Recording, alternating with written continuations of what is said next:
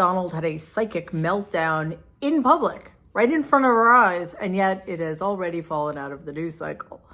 So in the aftermath of what was one of the most horrifying things I've seen during a campaign in terms of one of the candidates' psychological health and well-being, the corporate media did its best to normalize an event that was so deeply abnormal. I don't think I've ever seen anything like it. So I wanted to talk a little bit more about what happened, what it was, what it wasn't. It was supposed to be a town hall. And that's when a candidate shows up in front of a relatively small audience and takes a few questions from the people who came to see him or her. Now, we know that Donald is not good at answering questions because he's incapable of linear thought and he doesn't know anything, but he tried. He did his usual going off on tangents thing and changing the subject. And then somebody fainted.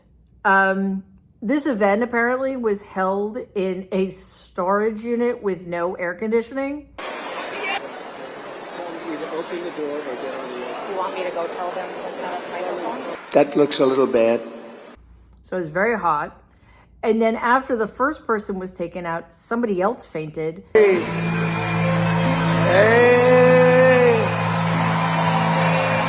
Great! We love that man. And you can hear Donald saying, "Oh, it'll be okay as soon if we're able to get the doors open." And I thought, why is it so difficult to get the doors open? Are they actually imprisoning these people so they won't leave early? So while they were waiting for the second person to be attended to, Donald decided to entertain the audience by asking his traveling DJ to play a song. I want this to be a really important evening. Yes. And because of them, we ended up with some good music, right? Right? So play YMCA. Go ahead. Let's go. Nice and loud. Here we go, everybody. Even when it was safe to resume the town hall, I guess Donald decided he wanted a music fest, as he called it. Let me hear that music, please. We were told that it was an impromptu concert. Okay, first of all, in what universe is it a concert when you just tell somebody to press play on your iPhone? Okay, so there's that. But since then, the more common designation I've seen is that Donald decided to have a dance party, which makes me wonder if either of those words has any meaning anymore.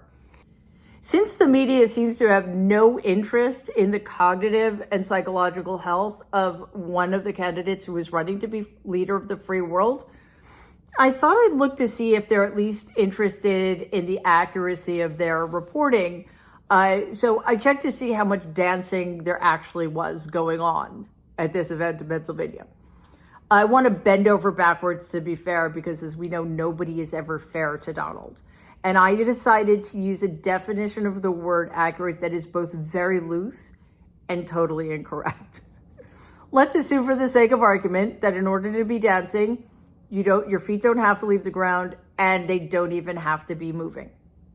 We can even invent a new category, maybe something like hand dancing. We'll make that a thing. Also, we have the shoulder sway, which was a nice throwback to the time when Donald played a chicken on Saturday Night Live. If you fall asleep while swaying and shaking your shoulders, the judges will take points off, just so you know. So I present to you Donald Trump's dance party. This is what I would call an aggressive form of hand dancing. And under normal circumstances, I would give the contestant a pretty decent score because he's clearly pushing the bounds of what we commonly consider dance. However, Donald, Sinead O'Connor would hate your fucking guts. -10.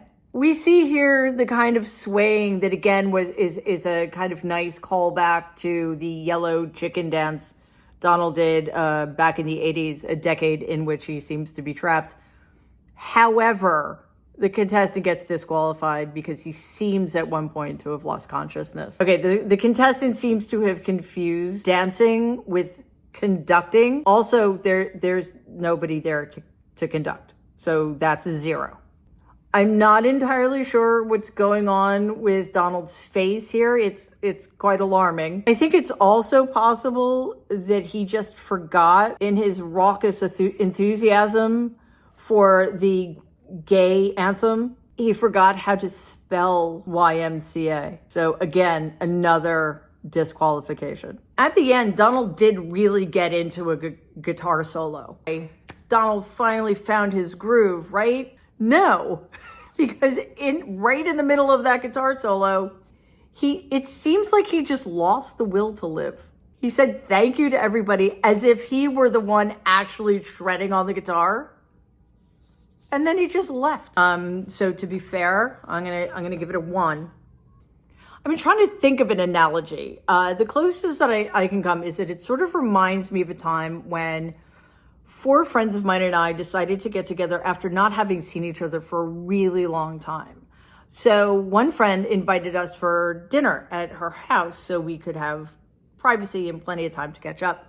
And when I got there, it turns out it was a cocktail party with 30 or more people there, most of whom I did not know and had no interest in knowing.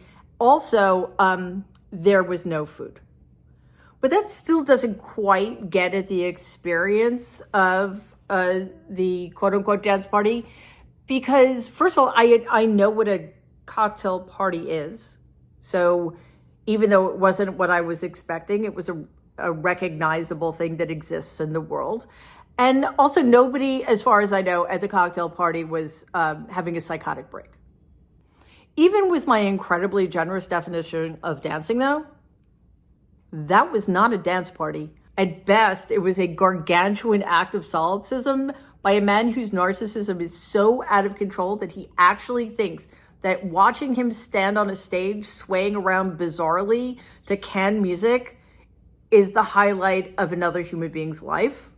At worst, that was somebody who for an extended period of time in public became so detached from reality, so discombobulated about where he was or what he was supposed to be doing, that he essentially stood around for 39 minutes while a random and very, very weird playlist went on and on and on.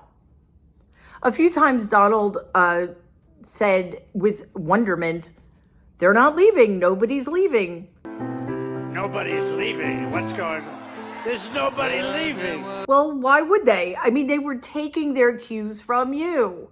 If somebody goes to see a show, they're not going to leave if the actors are still on stage, right? Totally acceptable behavior. Totally normal behavior that will have absolutely no negative impact on his campaign because his fucking name is Donald Trump.